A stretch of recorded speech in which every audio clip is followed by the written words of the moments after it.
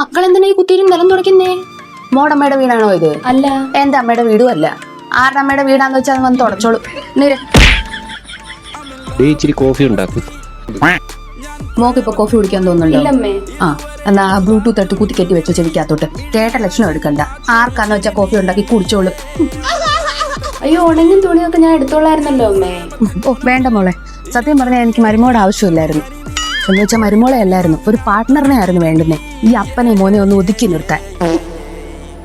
അതാട്ടെ മോളെ, നിന്നെ ഞാൻ എന്റെ സ്വന്തം മോളെ പോലെ കാണുന്നേ. അതുകൊണ്ട് ഞാൻ ഇവിടുത്തെ കുറച്ച് സ്ട്രിക്റ്റ് റൂൾ ഉണ്ടാക്കി വെച്ചിട്ടുണ്ട്. അത് നീയും പാലിക്കണം. റൂൾ നമ്പർ 1, മാസത്തിൽ 1 വട്ടം ഷോപ്പിങ്ങിന് പൊക്കണം.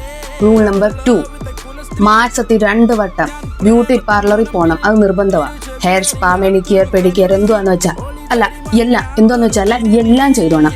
പിന്നെ വീക്കെൻഡില് ന്യൂലി റിലീസ്ഡ് സിനിമ എല്ലാം കാണാൻ പൊക്കോണം. പ്ലസ് ഡിന്നർ പുറത്തുനിന്ന്. അതാകുമ്പോ വീട്ടിലൊന്നും ഉണ്ടാക്കണ്ടല്ലോ. ഈ നിയമം ലംഘിക്കാൻ നിന്റെ കെട്ടിയോനും അധികാരമില്ല, എന്റെ കെട്ടിയോനും അധികാരമില്ല. ക്ലിയർ? അമ്മേ അമ്മേ അമ്മേ എന്തുവാടാ? അവക്ക് ജോലിക്ക് പോണോന്ന്. അതിന് അപ്പം കൊച്ചുങ്ങളെ ആര് നോക്കും? നീ നോക്കും. കൊച്ചുങ്ങളെ അവൾ ഒറ്റയ്ക്കാണോ ഉണ്ടാക്കി? നിനക്ക് അതിനകത്തൊരു പങ്കും ഇല്ലയോ? ഏടാ അമ്മ എന്താ ഈ ക്രോപ്പ് ടോപ്പ് ഇടാൻ സമ്മതിക്കുന്നില്ല? അതെന്തുവാടാ? നീ ഇന്ന് ക്രോപ്പ് ടോപ്പ് ഇട്ടോണ്ട് തന്നെ പോയാൽ മതി.